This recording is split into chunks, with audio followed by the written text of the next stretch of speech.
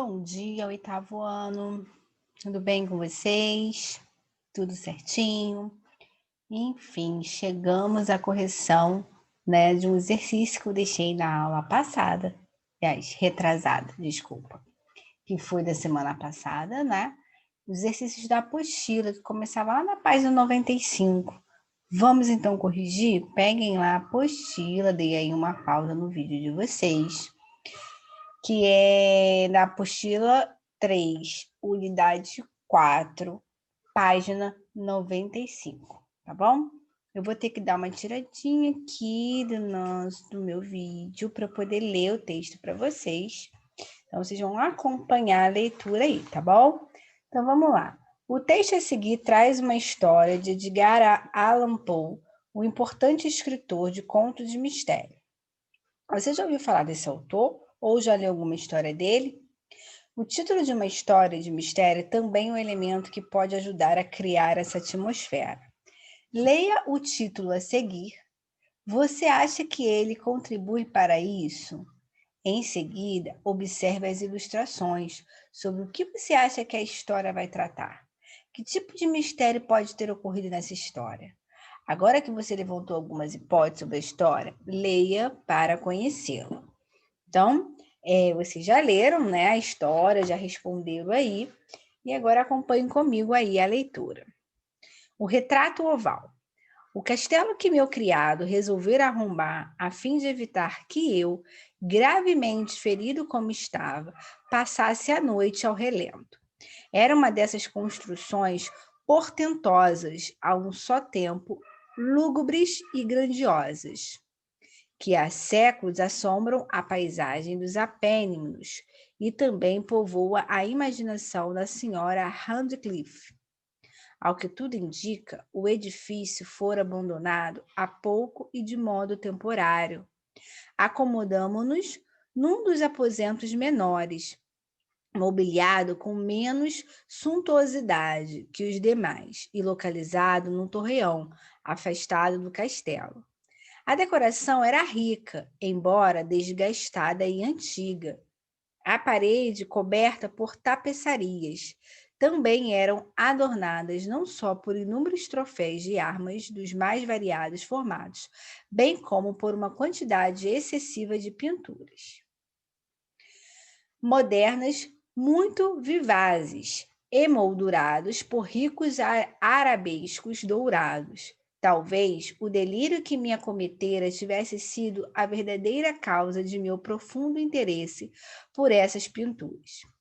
Por esses quadros que pendiam não apenas diretamente da superfície das paredes, como também se revelavam nos incontáveis nichos ali presentes, criados conforme o estranho estilo arquitetônico do casal. Do castelo.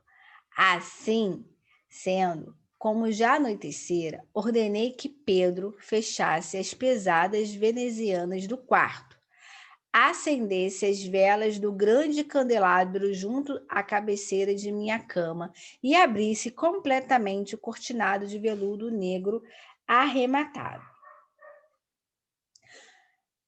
por franjas, que circundava todo o leito.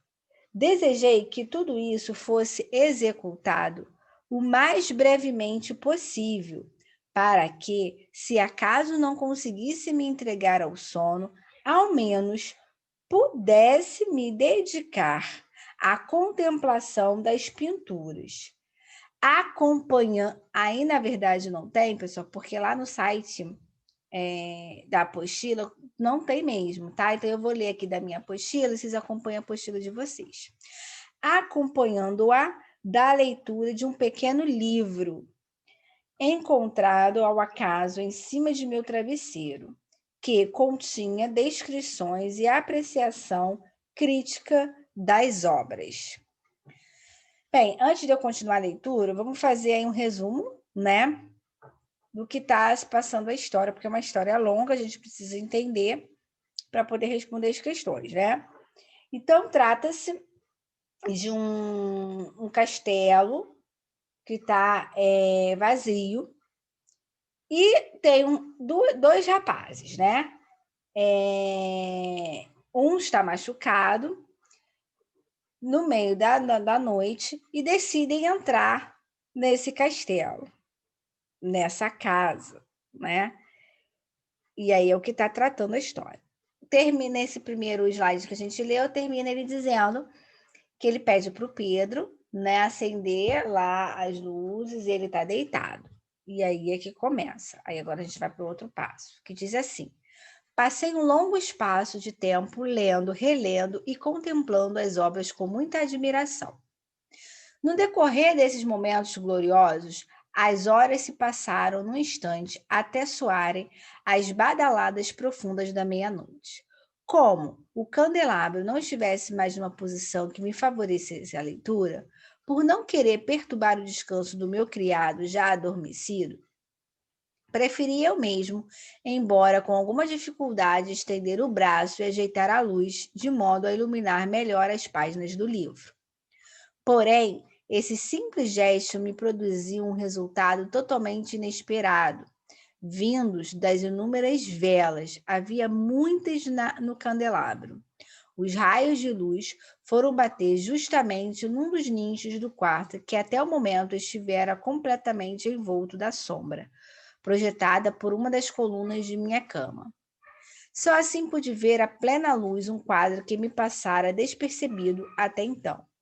Era o retrato de uma moça na flor da juventude, prestes a entrar na plenitude de sua feminilidade. Olhei o quadro num relance, fechando os olhos logo em seguida. De imediato, nem eu mesmo pude perceber por que motivo agir assim. Entretanto, ainda com as pálpebras encerradas, pus-me a pensar sobre a causa desse meu ato. Na verdade, fora apenas um movimento impulsivo que me permitira ganhar tempo para refletir. Para me certificar de que meus olhos, afinal, não me haviam enganado, para me recobrar e dominar a fantasia, a fim de poder então lançar-lhe novo olhar, com mais calma e segurança. Pouco depois, fixei outra vez o olhar na pintura, demoradamente. Nesse slide, ele já diz o quê? Né? Ele estava lá deitado, tinha pedido para o criado, né, que na verdade não é acender as luzes, foram as velas, né? E aí as velas já estavam acabando, já não estava mais ajudando, ele resolveu abrir um pouco as cortinas para entrar, né, a claridade lá da noite, da lua. E aí refletiu num quadro que estava na parede. Foi aí que terminou. Vamos dar continuidade. Aí ele diz assim: dessa vez não havia a menor dúvida de que não estivesse enxergando direito, pois aquele primeiro momento em que a luz das velas incidira sobre a tela servira para dissipar de uma vez o vago estupor que começara a entorpecer-me os sentidos, despertando-me completamente para a realidade ao meu redor. Como já disse, tratava-se do retrato de uma jovem, utilizando a técnica que se costumava denominar vignette.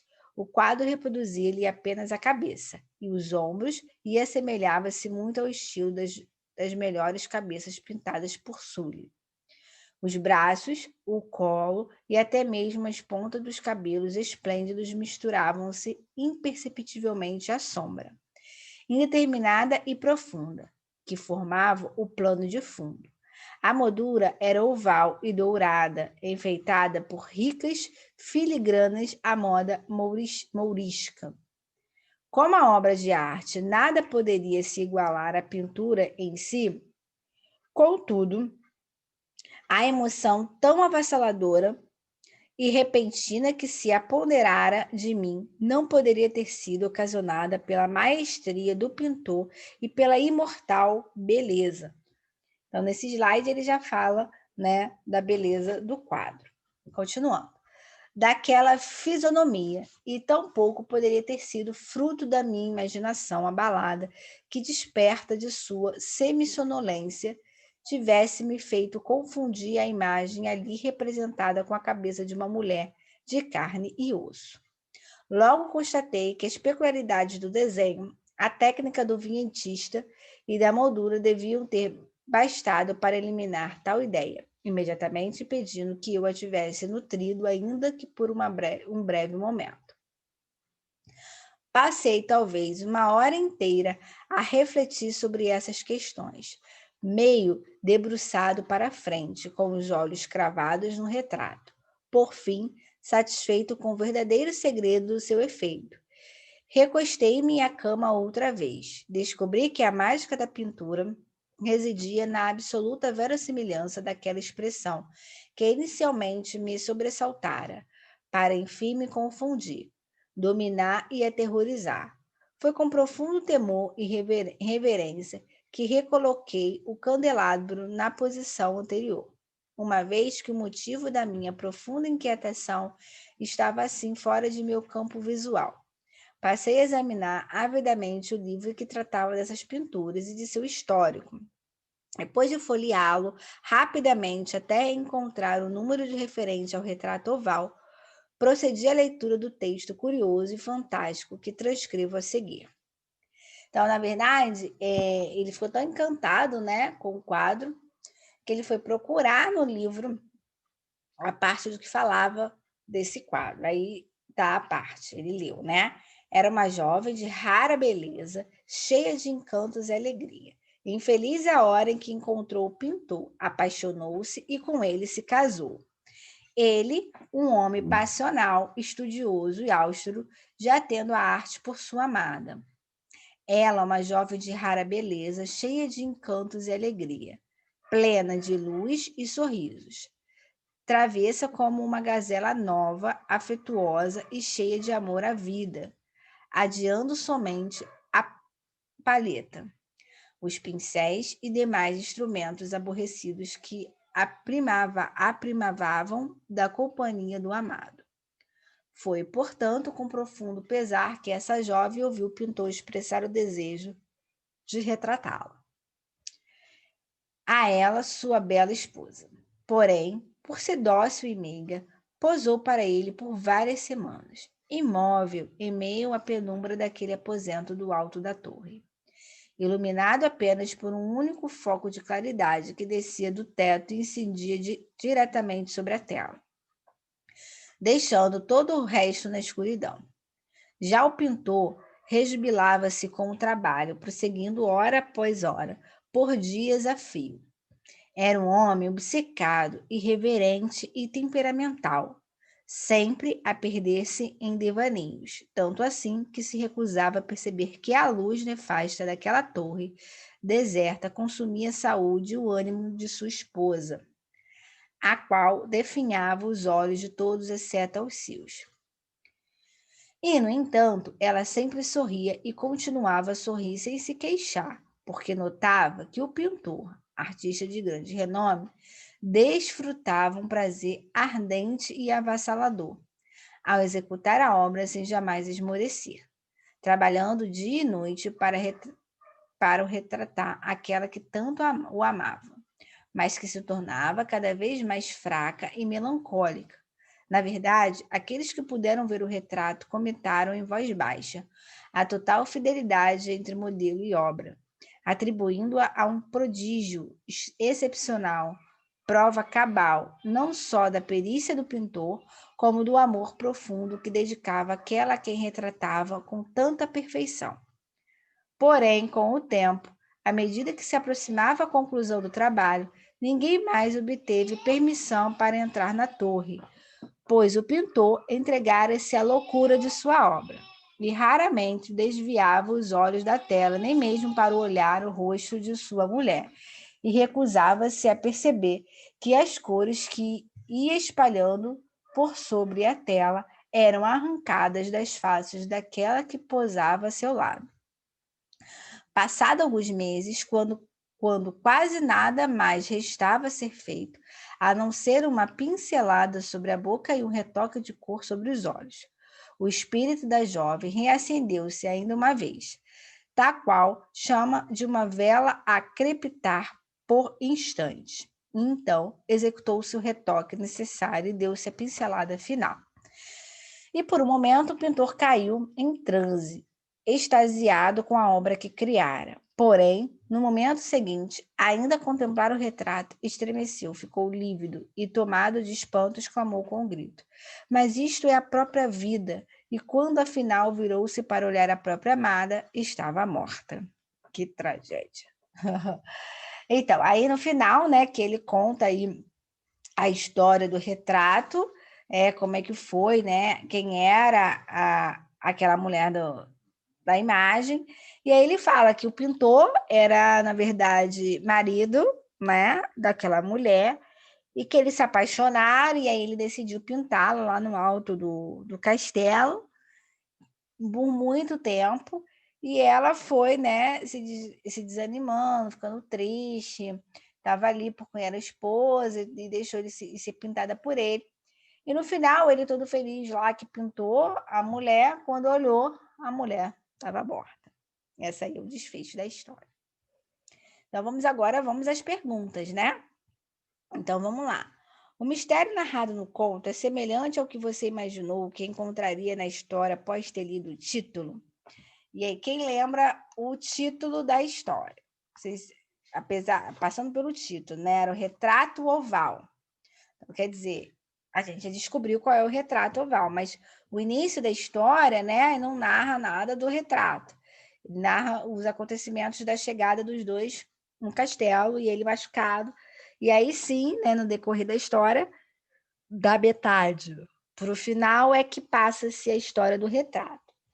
Aí eu pergunto a vocês, né? Vocês imaginariam a semelhança desse título com a história, no decorrer da história, o que foi narrado? Bem, é uma resposta pessoal, né? Tem gente que vai dizer que sim, tem gente que vai dizer que não. E aí fica mesmo a opinião de cada um, justificando com coerência, né? É claro que no início da história ele não aborda o retrato, mas ele está contando. E logo em seguida ele conta a história daquele retrato. Então vamos à pergunta número 2, que fala assim. Essa história é narrada por uma pessoa que estava passando por um momento complicado. Em que situação ela se encontrava e o que a levou a procurar abrigo no castelo? A gente viu lá no início da história, né? Bem no iniciozinho mesmo aqui, ó. Vou voltar aqui no slide 1 para vocês perceberem o que está escrito. O porquê que eles se abrigaram ali. O que foi que aconteceu. Aqui, ó. O castelo que meu criado resolvera arrombar a fim de evitar que eu, gravemente ferido, viu? Tá aqui. Aqui, ó. Que eu, gravemente ferido como estava, passasse a noite ao relento.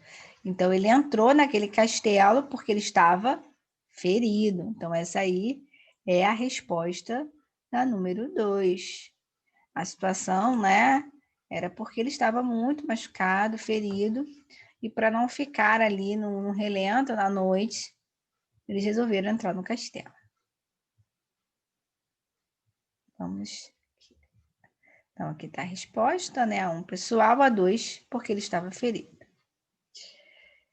Aí aqui está o texto novamente, para a gente não voltar muito para responder as questões. Vamos para a questão 3. Aí eu repeti o texto, né? Então, aqui, questão 3. O narrador encontra sobre o travesseiro um livro com a descrição e a apreciação crítica das pinturas que há no castelo. Vamos lá, hein? Presta atenção.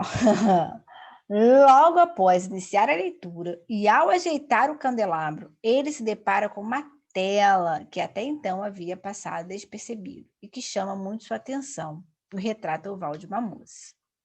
Vamos ver o que ele quer. Qual foi a reação dele ao observar o quadro pela primeira vez? Que sensação ele teve? Então, qual é a reação e qual é a sensação? Então, vamos lá. Vamos voltar, né? Aqui bem no momento que ele acha a tela. Aqui.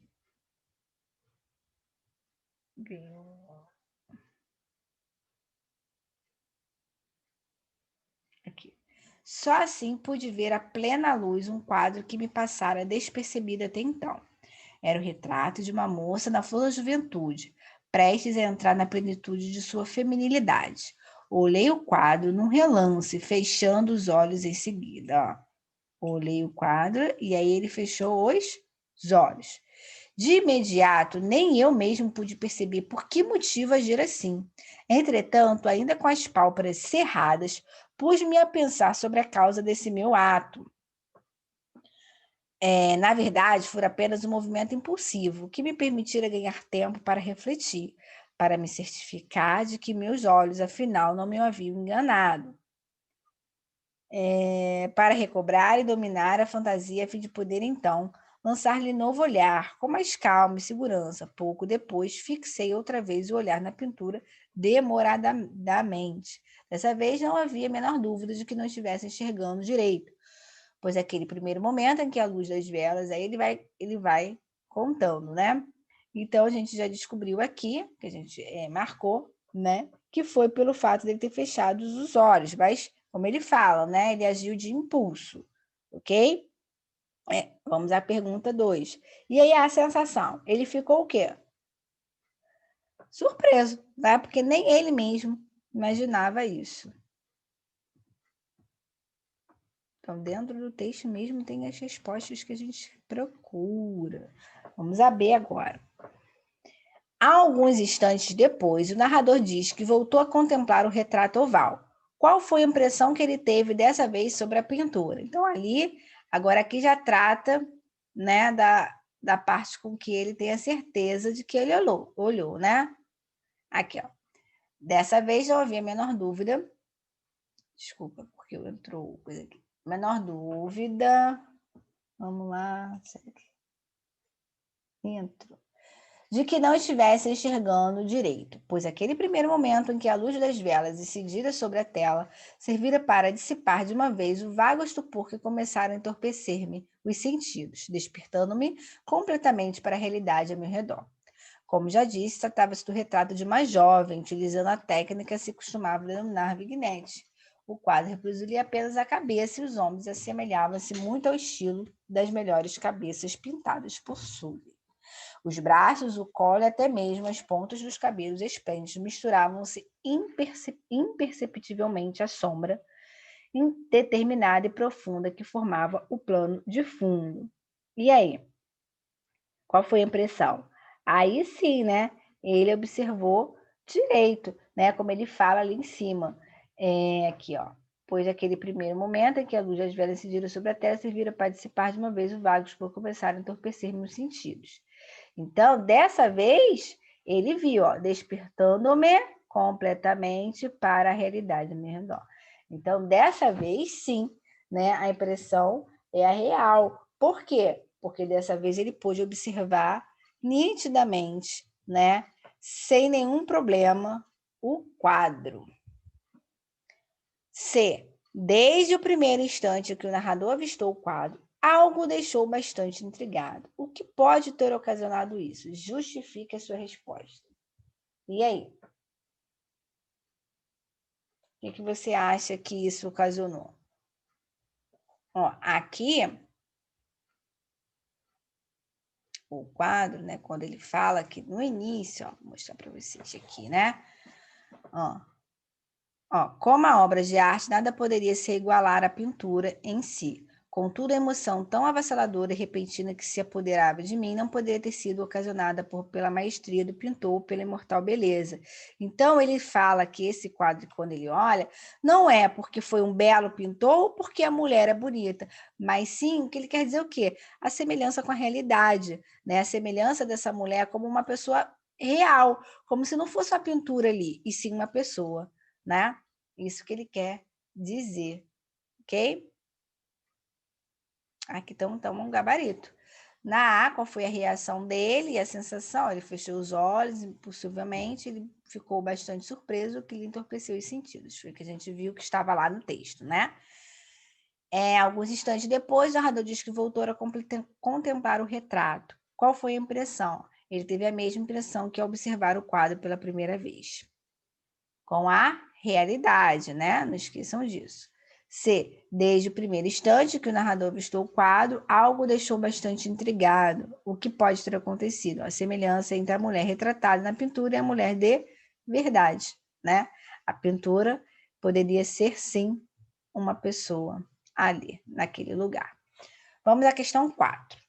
Depois de ficar por um tempo examinando o retrato oval, o narrador voltou a ler o livro que tratava das pinturas, a fim de obter informações sobre a pintura em questão.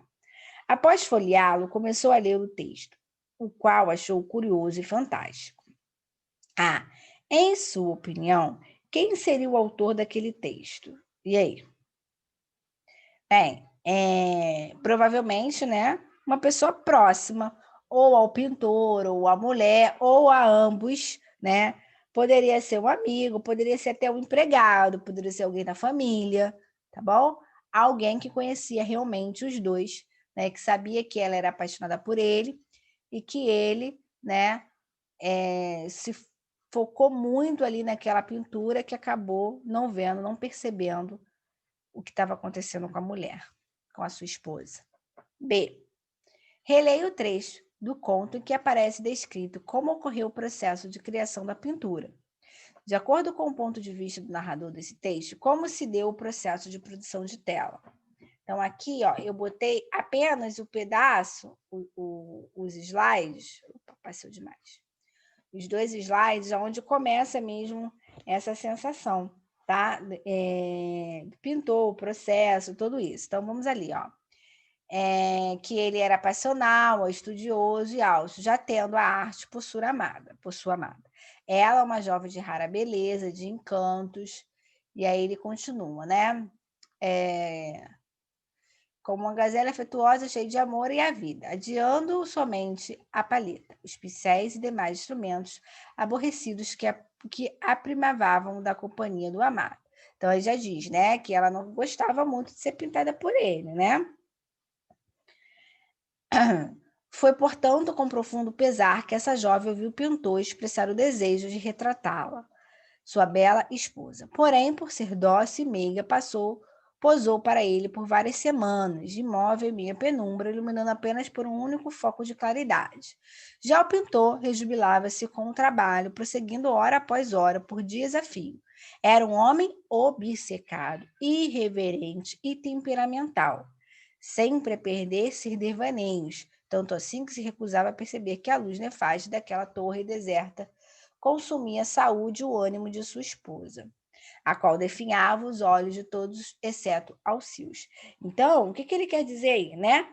Que o pintor, ele era uma dedicação muito exclusiva à sua pintura, né? Obcecado pela sua pintura, e não percebeu que aquilo ali fazia mal à sua esposa, né? Que fazia sofrer aquele tempo todo que ela ficava ali, que para ela não era bom. Perfeito? Vamos a B, então. A B já foi, essa é a B. Vamos para a 5. Antes de ir, conferindo o gabarito, dá a opinião pessoal, né? Aí dá umas sugestões ali de resposta, foi o que a gente falou, poder ser um empregado, alguém da família, um amigo. E na B, né, o trecho que fala, ele diz assim, ó. Para o pintor foi um processo bastante árduo, de muita dedicação e intensidade, beirando a obsessão, o que ocasionou para sua esposa sofrimento, angústia e exaustão, levando-a à morte. Não esqueçam disso, tá bom? Vamos então para a 5. A 5 diz assim, leia a seguir o trecho final do conto.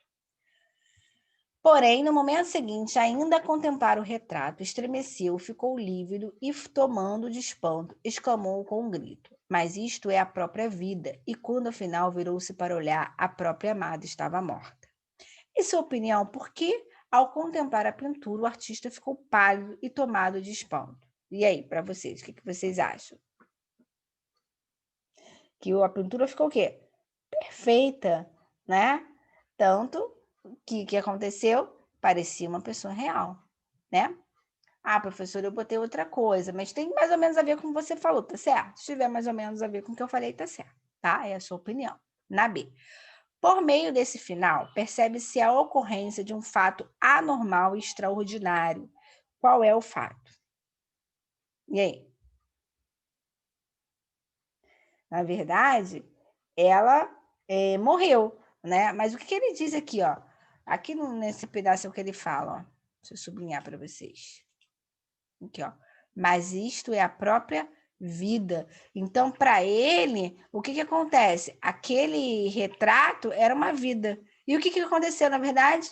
a morte da amada, né? Ok? Vamos a 6. Histórias de mistério geralmente provocam sensações no leitor, que ao acompanhar a narração dos fatos é levado a um estado gradativo de tensão e suspense, despertando-lhe o desejo de conhecer o fim da história. Que sensação a leitura desses textos despertou em você? Resposta pessoal, né? Aí cada um diz o que achou no final da história. Gabarito na a opinião, né? Porque viu que o retrato havia ficado perfeito, olhando parecia ser um próprio modelo, uma pessoa real. Na B, no final, por meio desse final, percebe-se a ocorrência de um fato anormal e extraordinário. Então tá lá, o fato da mulher da tela parecer ter ganhado vida e a mulher real ter perdido sua vida, ela morreu. E a 6, resposta pessoal. Vamos então a 7. O conto é uma narrativa curta se comparada a um romance, por exemplo. Nele, geralmente, é apresentado apenas um episódio, no qual é comum figurar poucos personagens. Qual é o episódio narrado no conto lido? E aí? Foi a descoberta o quê? Do retrato, né? Dentro daquele castelo abandonado. E aí ele até descobriu a história do retrato. Esse aí é o episódio do texto. 8. Toda narrativa contém alguns elementos essenciais chamados de elementos da narrativa, os quais são personagem, tempo, espaço, narrador e enredo. Identifica no conto lido os seguintes elementos. Na A, os personagens e como são classificados: principal, protagonista e secundário coadjuvante. Então, na verdade, não tem muitos personagens no texto, né? Nós já temos 2, que é o homem ferido, que é o narrador ali, né? Que é o personagem principal da história, que é o homem ferido, e o criado dele, que ele denomina como Pedro, ele deu o nome ao criado. Esse criado, ele é um personagem secundário, tá bom? Vamos ao P. O tempo de duração dos fatos. Bem, ele entrou ali à noite, né? E logo que ele entrou, ele deitou e começou a ler. Então, não durou muito tempo. Então, foi ali no pedaço da noite, não durou algumas horas a história. O ambiente, o espaço onde se passa a história. Foi no castelo. Professora, eu botei castelo abandonado. Certíssimo, resposta completíssima. Então, aqui nosso gabarito, lá na 7, né? A descoberta ocasional do retrato no castelo. No 8A, os personagens. Personagem principal, o homem ferido. Personagem secundário, criado. Duração do tempo, após o anoitecer, algumas horas. E o espaço, o ambiente, o castelo abandonado. Vamos para a pergunta 9. O espaço em que se passa a história, bem como os sentimentos dos personagens, são descritos com certa riqueza e detalhes, efeito conseguido pelo emprego de diversos adjetivos. Qual seria a importância da descrição no texto? O porquê? Nós percebemos que ele conta os detalhes do castelo, né? Ele conta os episódios, e esses detalhes, essa descrição de detalhes, contribui para o mistério. Vamos lembrar que isso é uma característica do mistério, né? A riqueza dos detalhes. Isso é uma característica usual de trabalhar o conto de mistério. Tá bom? Vamos para 10. Uma narrativa apresenta um narrador, que é um ser fictício criado pelo autor para apresentar os fatos. Veja a seguir os tipos de narrador que podemos encontrar em narrativas. Então, aqui está o gabarito, ó. A riqueza dos detalhes na descrição do ambiente auxilia o leitor a imaginar melhor a cena onde os fatos acontecem e o faz sentir-se envolvido por ela. Os detalhes contribuem para a criação do mistério. E aqui está o que a questão 10 está mostrando, né? Vamos trabalhar aí o foco e os narradores. Vamos lá. Foco narrativo em terceira pessoa. Nesses casos, o narrador não participa ativamente dos fatos, limitando-se a narrar apenas situações que vê. Nesse foco narrativo, há 2 tipos de narrador.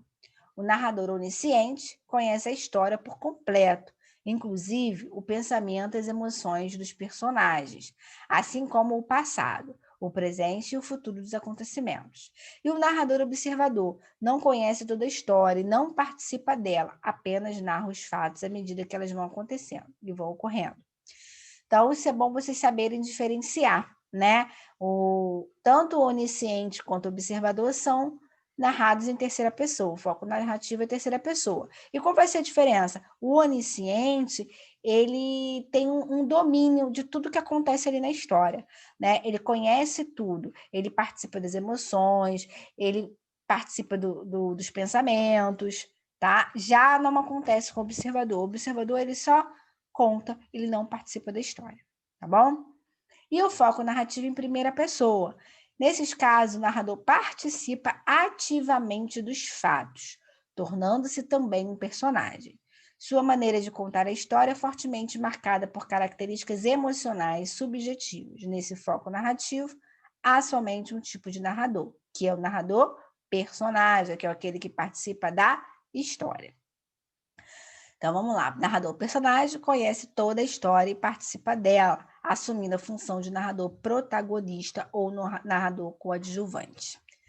Com base nessa explicação, identifique e escreva qual é o foco narrativo e o tipo de narrador do conto. Bem, esse foco narrativo aí, né?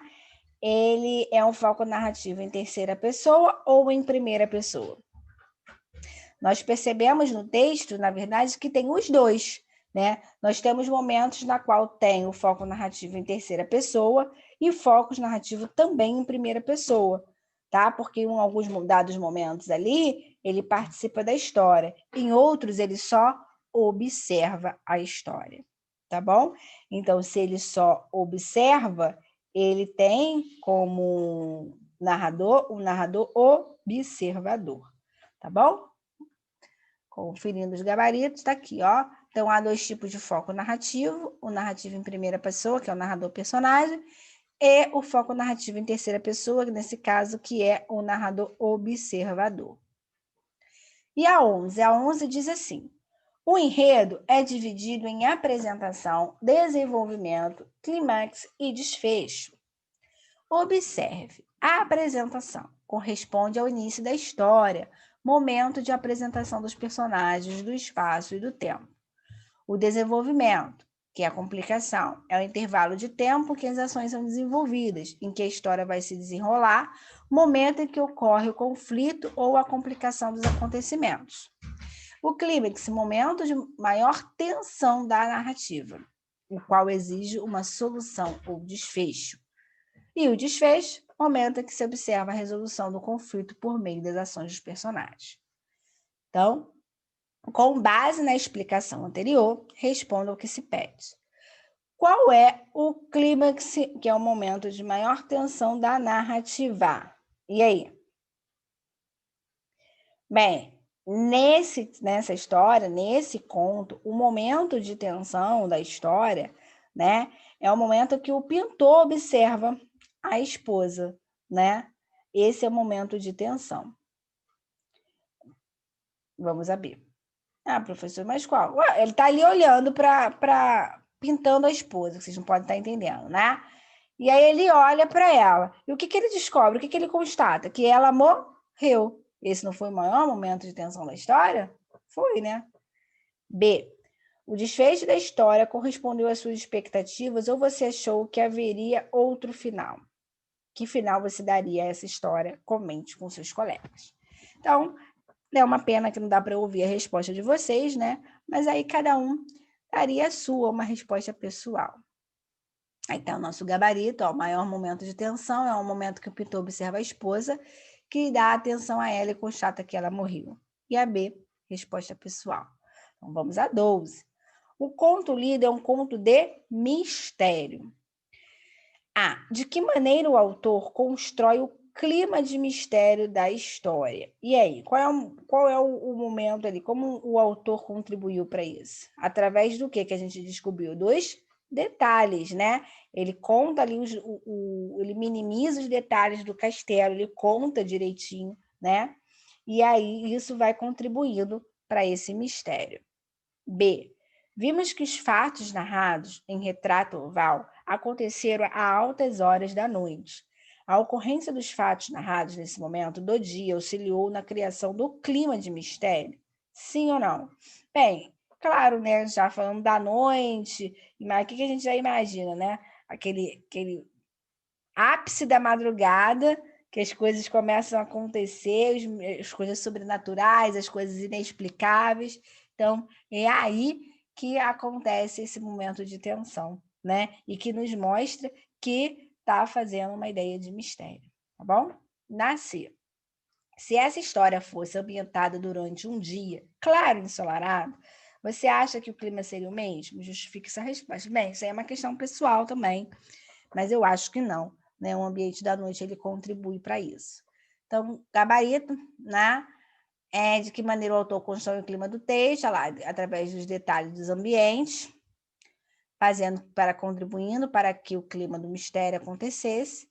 Na B, é uma continuação da ideia da noite, né? Da imaginação da noite. Ele diz assim: espero que os alunos respondam que sim, pois no imaginário coletivo, o período do início da madrugada, indicado no conto, tem como conotação misteriosa, sugerindo acontecimentos sobrenaturais e inexplicáveis.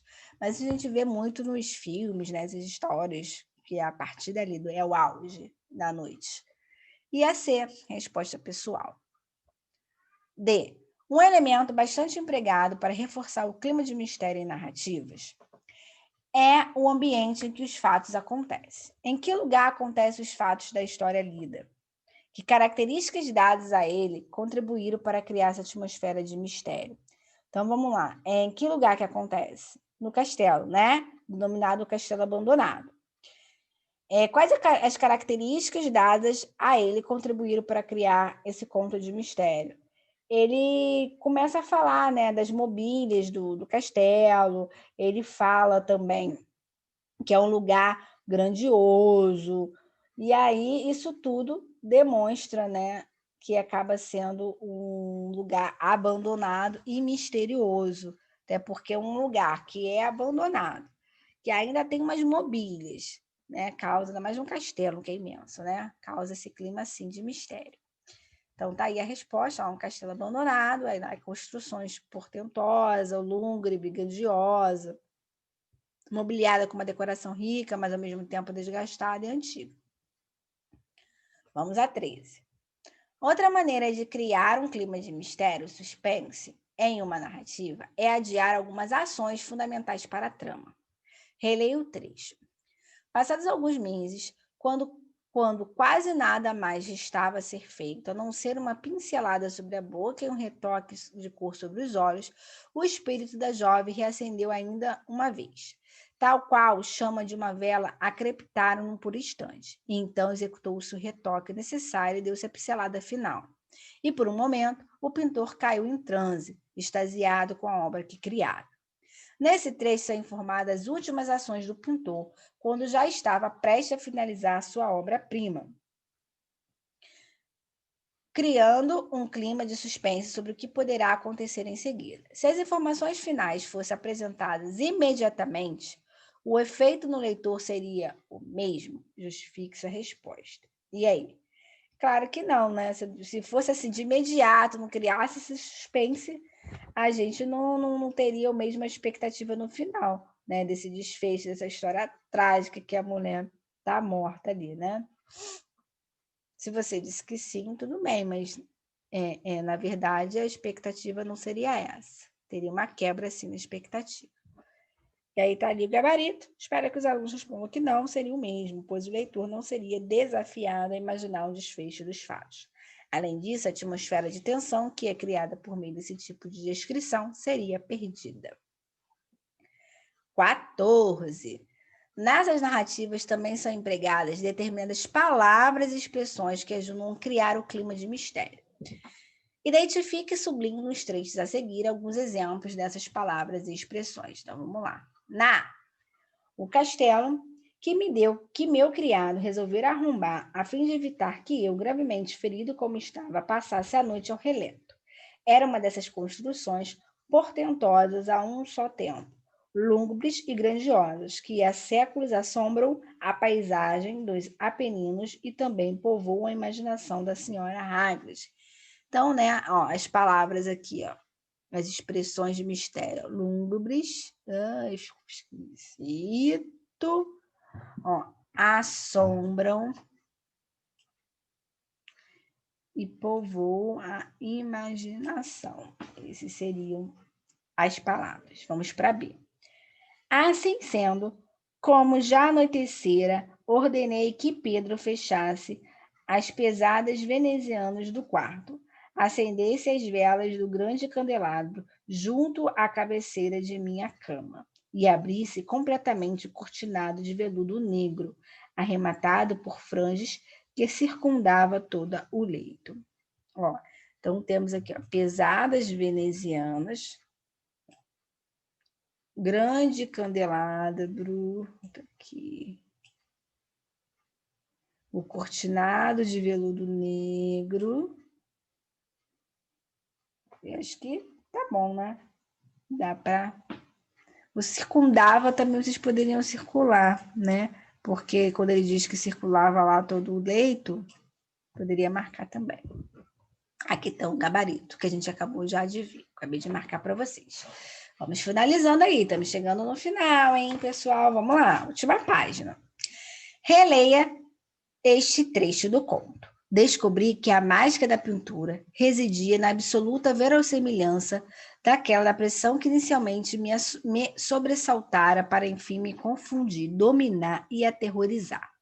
Nesse trecho, há algumas palavras que se referem a uma figura de linguagem denominada gradação. Leia a explicação. A gradação ocorre por meio de apresentação de maneira gradativa.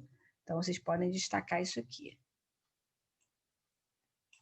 As palavras que intensificam uma ideia. Ela tem como objetivo enfatizar as ideias de um texto, utilizando um ritmo crescente até atingir o clímax, o grau máximo. Com base nessas informações, volte ao 3, identifique e sublinhe as palavras que constituem uma gradação. Então, tá aqui, ó. Enfim, de confundir, dominar e aterrorizar. Isso aí são as palavras que dão ideia de gradação nesse trecho. B. Explica o efeito que o emprego dessa figura revela sobre o estado emocional do narrador. E aí? Ele dá um sentimento de quê? Do narrador. Apresenta o quê? Que ele ficou o quê?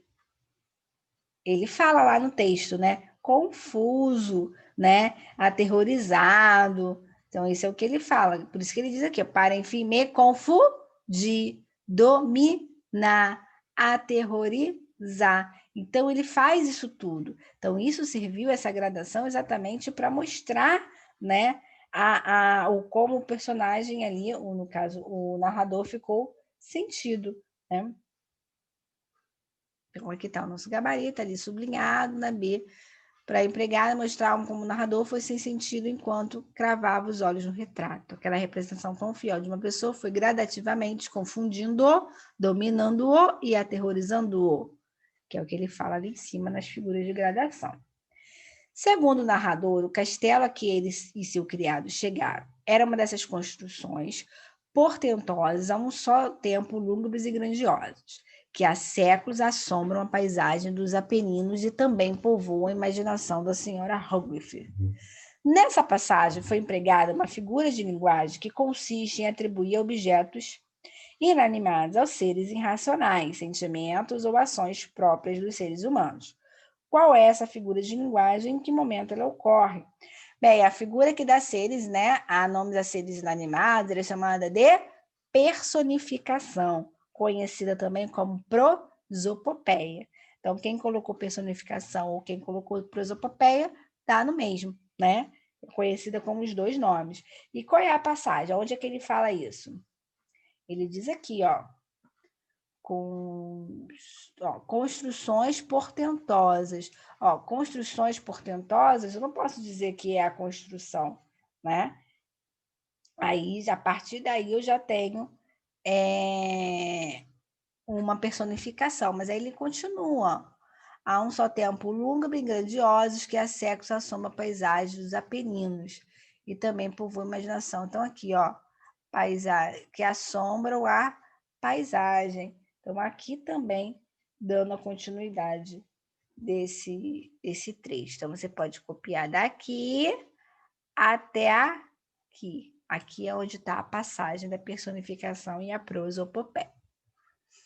Está aqui o nosso gabarito. E aí, pessoal, finalizamos, né, a nossa aulinha de hoje com a correção desse exercício imenso da nossa apostila, porque o texto é bem grande. Mas não se preocupe, que nós vamos fazer na próxima aula, né, já a apostila 4, a unidade 1, que fala de mini conto. Se é mini, é porque ele é pequeno, né? Então, ao contrário desses contos de mistérios imensos que a gente vem lendo, agora nós vamos trabalhar com mini conto. E aí vocês não vão ficar tão cansados, tá bom? Eu aguardo vocês na próxima aula. Beijos. Tchau, tchau.